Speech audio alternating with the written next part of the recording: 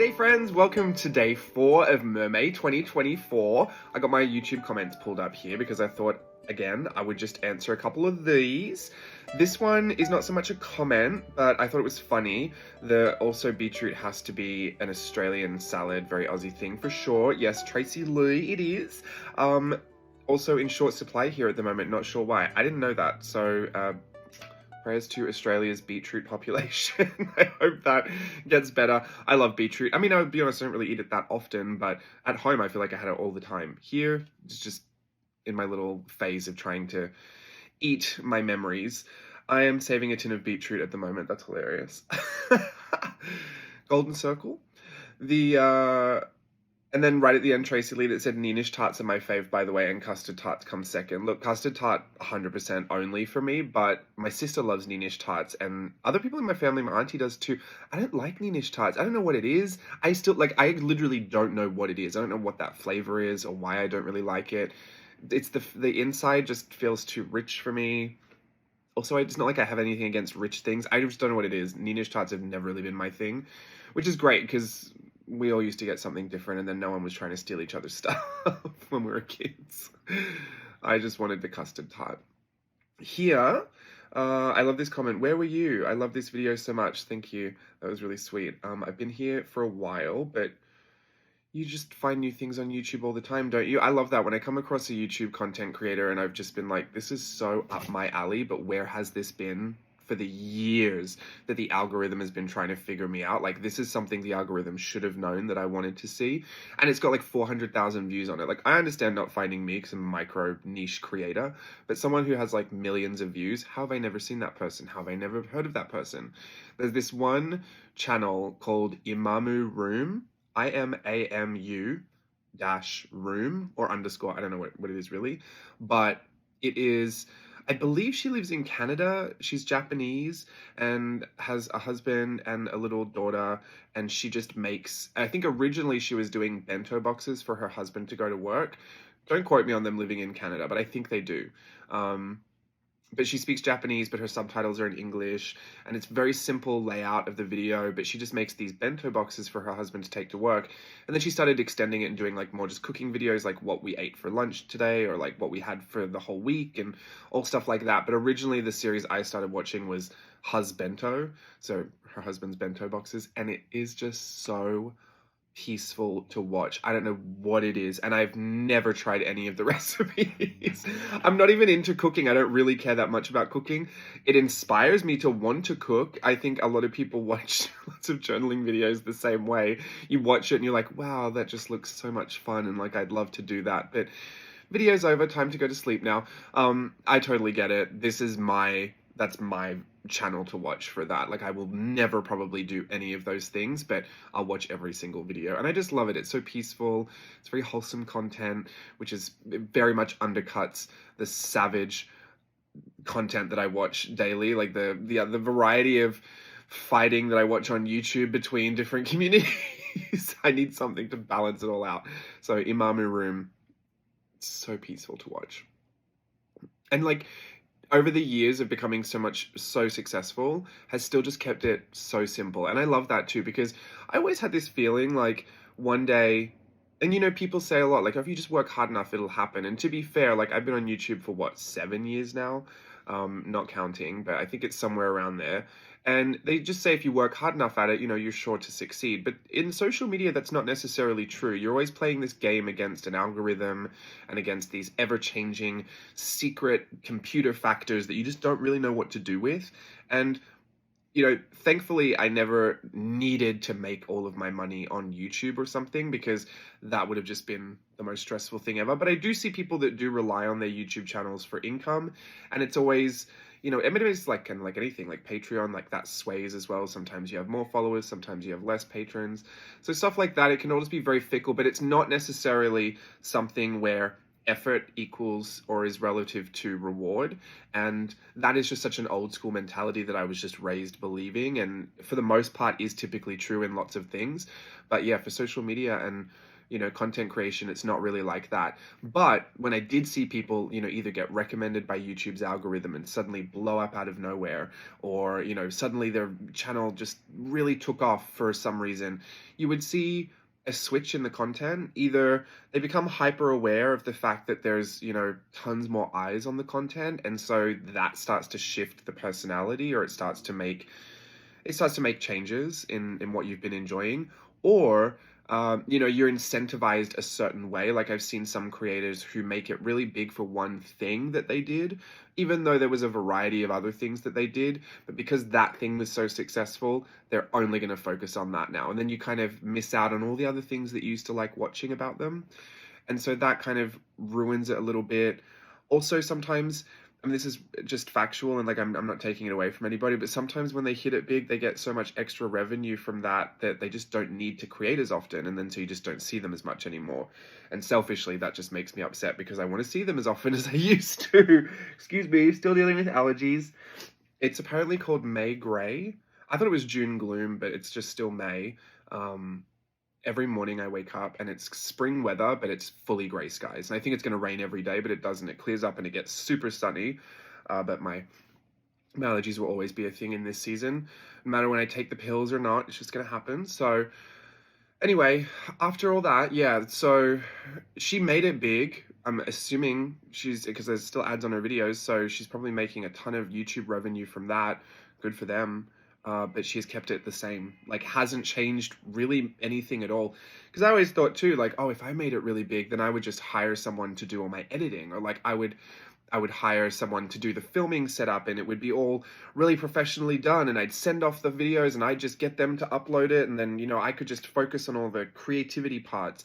But realistically, that would also change the content. And sometimes, I have put tons and tons and tons of extra work into content to make it look and feel more professional, and the payoff is not the same. So you could say it looks better, like, oh, when you film with that DSLR camera, the footage looks nicer, but people aren't always here to see something very manufactured, and those trends kind of shift as well. Like, I think a couple of years ago, we were expecting creators who were getting followings to do better content and to create with more professional finish.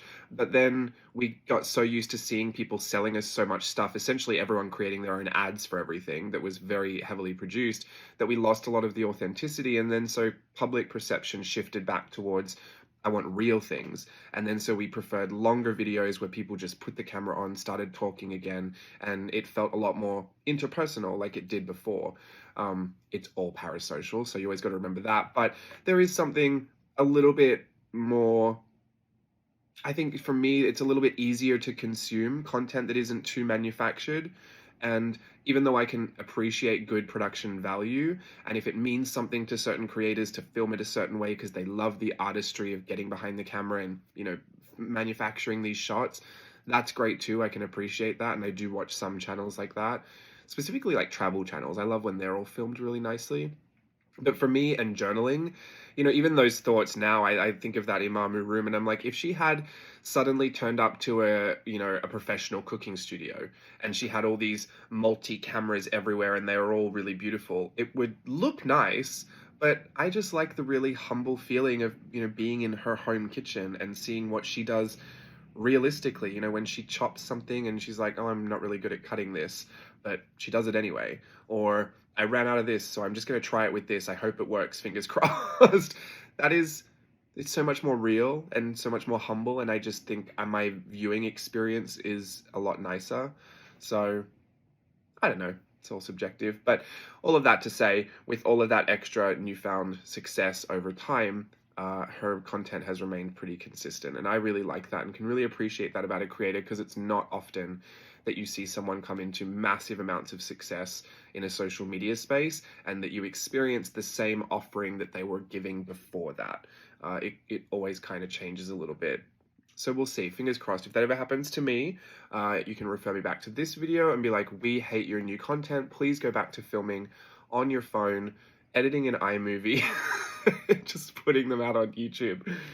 I have made a very simple setup here, and it is a humble setup, and honestly, it's been the same since day dot. The only thing that's changed is the phone that I'm using to film on. So the quality's gotten a little bit better, but honestly, it's all just very bare bones. And I've always liked that. I mean, I've always thought, for the purpose of why I put the content out, you just need to be able to see my journal, what I'm doing, and hear my voice, and that's really about it. So if I can manage to do that, I'd rather do it more often and have it at this quality than make this huge production of it and then do it once a month. Because, I mean, I technically do that for art snacks. So I'll leave that for the work part of it. All the pleasure, passion, project part of it, we can do that here on YouTube with my phone. And we'll do the others for work, for money, for paid monies. The living far from family is difficult. I live alone in Canada. The music sense and reminds you of home. Movies, series, exactly. Television series. I'll put Kath and Kim on all the time to remind myself of home. Not to remind myself, but yeah, like you say, to feel closer. Kath and Kim will really take me right back. I also watched, what's it called? The Dressmaker. I don't know why, but that one is just so Australian to me. And even though Pollyanna is not Australian, I will put that on to feel like I'm back at home, because that just reminds me of home too, watching it. There's lots of things that I'll watch, especially for feeling like at home, but Kath and Kim is pretty big. These are all lovely comments. Thank you for all your lovely comments. I'm enjoying reading them. Yeah, I think that was it. I don't think we have anything else here that I need to reference as far as a question or anything, but keep them coming in and I will absolutely pull from those as well. I got my little list here. This is how I sort and store all my supplies, but that's not really something I guess I can talk about it. I was going to film it, but that doesn't make sense to put me doing that in this corner while you're watching this down here, if you're even watching it at all.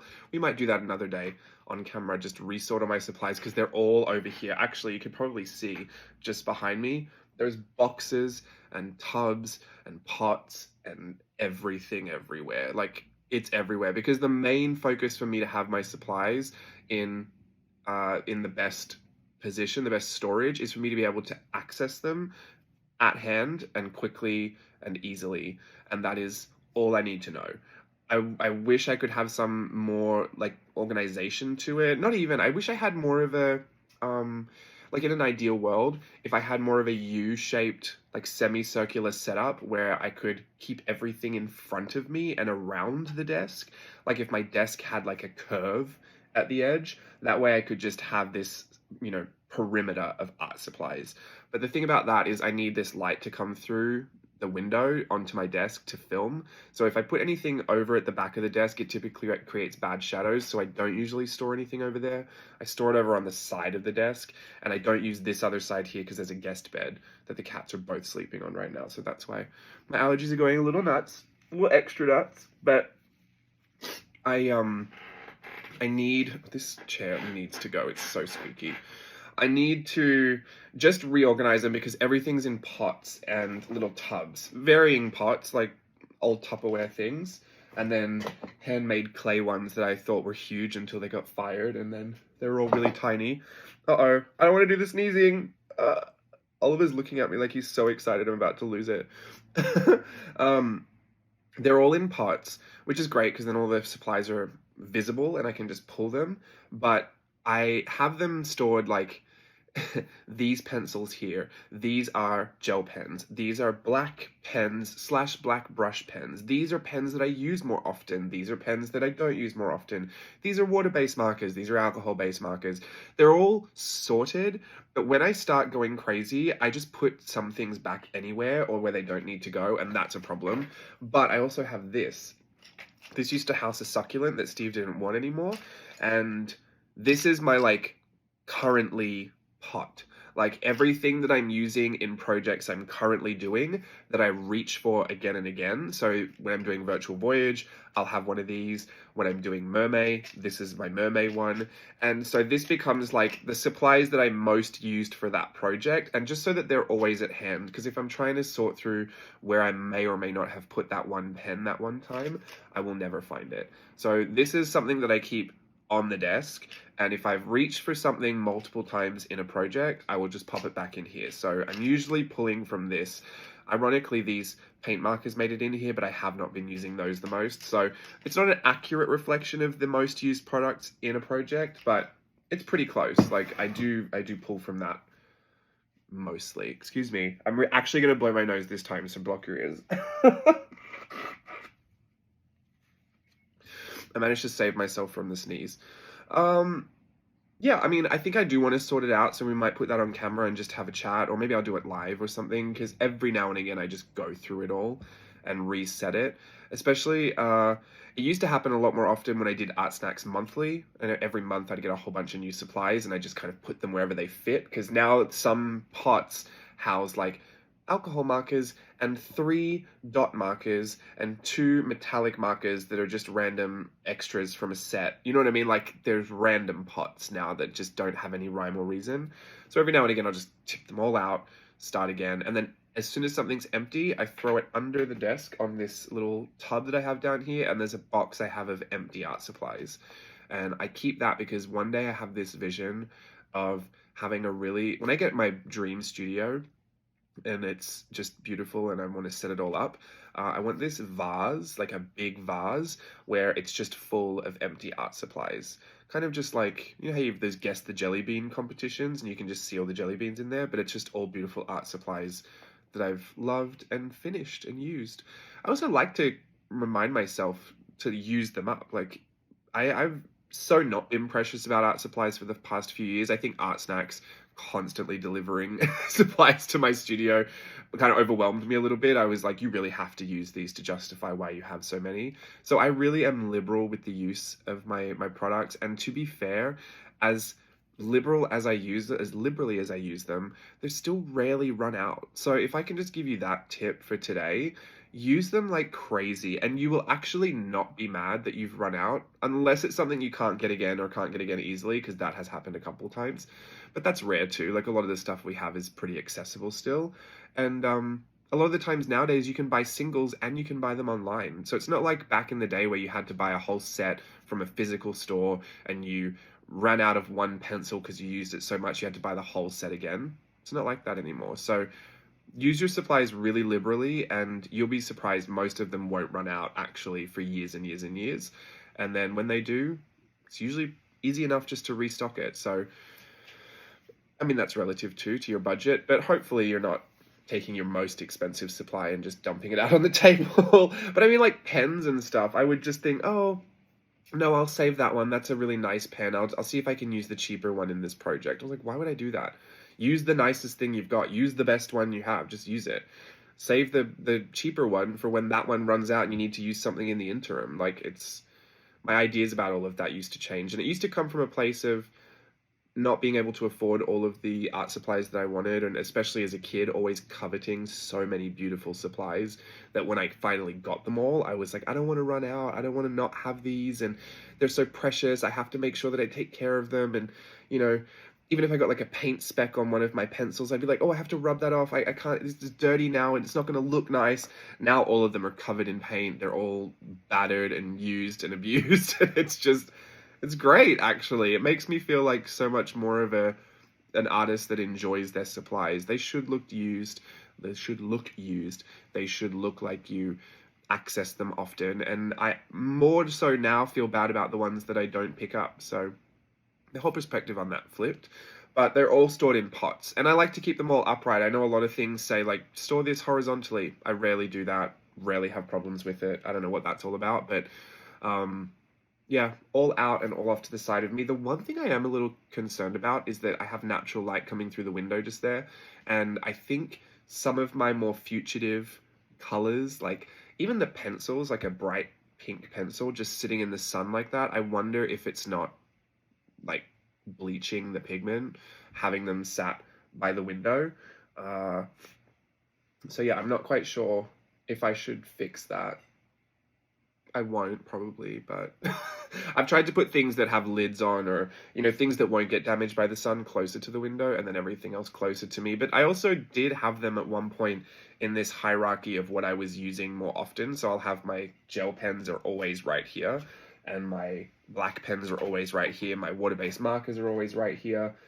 There is kind of a rhyme or reason to it, but yeah, they all need to be redone because there's miscellaneous pens and miscellaneous pots at this point.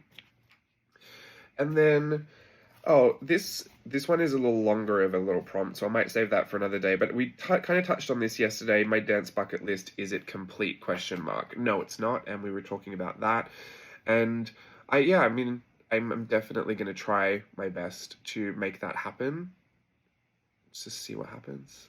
See if we can go back to Japan. If not, I will definitely be saving my yennies for a little trip just to go there for a holiday, because I love to go there for a holiday. But it would be great if I could just go over there and do another contract. Great for me. Literally, it's like the most selfish thing I think I'll do in my early 30s. I mean, is it selfish? I don't know. You can't help what you dream. You can't help what you want. I think I said this to Steve the other day when he was feeling a little guilty for like something that he thought he wanted to go and pursue. I was like, you just can't help it. You can't help that that's what your heart starts to desire. And really, should you stop yourself from going and chasing that? I think the worst thing ever is, I mean, my gran says, well, she said, like, at the end, like, you don't want to, like, none of that matters. Like, just go and do it all. My grandfather passed away last year as well, and he said that he had done everything he set out to do. Like, he wanted to do this, he went and did it. He wanted to do this, he went and did it. And so that, you know, that all attributed to this feeling of having lived a very full life. And, you know, I don't want to think that my grandparents were, you know, on their deathbeds and saying all this stuff in vain just for me to be in, you know, the prime of my life and having these dreams of doing things and then telling myself, oh, there's this reason why you probably shouldn't. And no, you know, that's finished now. Like, why? If it's not finished, it's not finished. So Steve and I are both very much in the same place about it, and it's an interesting conversation to have, you know, 7 years into your marriage, 8 years into your marriage. But we've also lived apart from each other before. Sorry, my nose. We met each other in Japan. Oh, there's the tissue. We met each other in Japan. We've done long distance before. You know, I was in Australia that whole time I was getting my visa to come here, and, you know, before we were married. We were dating while I was working on Disney Cruise Line. Like, we've experienced that life before. It's really not any of a shock to either of us, but, you know, it just feels a little bit more real having cats and having a car and having, you know, a place that we rent together. Like, our names are on all these things. So I feel like if one of us is gone, what happens if, like, the automatic cat feeder is on Steve's phone app? I'm just like, the cats will never be fed, as if I can't manually feed them.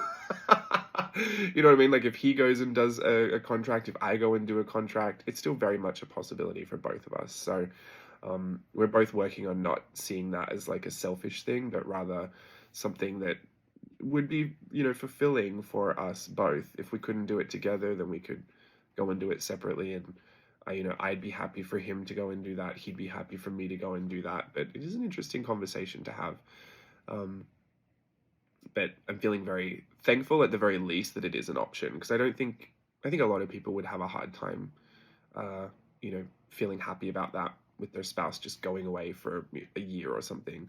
But also Steve knows that he would come and visit, or I know that I would get to go and visit if he was doing something. So even that, I think I'm a little selfish about. I'm like, holidays for me. Oh, anyway. I think, no, I'm not going to say what I was going to say. I will say it. I think the house would be a lot cleaner if Steve went on a contract and I could just keep it clean.